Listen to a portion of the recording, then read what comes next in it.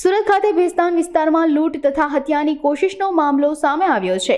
તેમજ પોલીસે ગણતરીના કલાકોમાં જ 2 આરોપીઓને ઝડપી પાડ્યા હતા. ફરિયાદીના ઘરમાં ઘૂસી ચોરી કરવાનો પ્રયાસ કર્યો હતો. તેમજ પરિવાર દ્વારા પ્રતિકાર કરતા આરોપીઓ દ્વારા જીવલેણ હુમલો કરાયો હતો.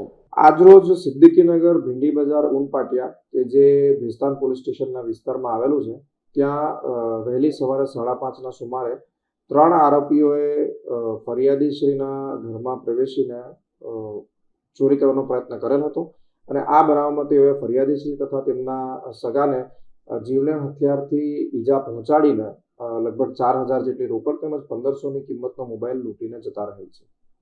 અને આ બનાવમાં અત્રેના પોલીસ સ્ટેશનના પીઆઈ તથા અન્ય સ્ટાફે મળીને ત્વરિત પગલાં લઈ 3 આરોપીઓ પૈકીના 2ને ઝડપી પાડેલ છે તથા કેટલીક મત્તા રિકવર કરેલ છે.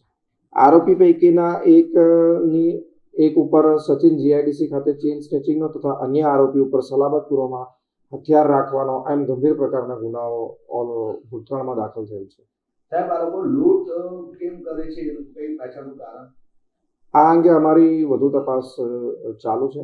આ અંગે અમે તમને વધુ જણાવી શકીએ એમ નથી, કેમ કે આરોપીઓની હજુ ઓળખ પર બાકી છે. આથી આરોપીઓની ઓળખ છતી કરી શકાય તેમ નથી. આ અંગે વધુ તપાસ જારી છે.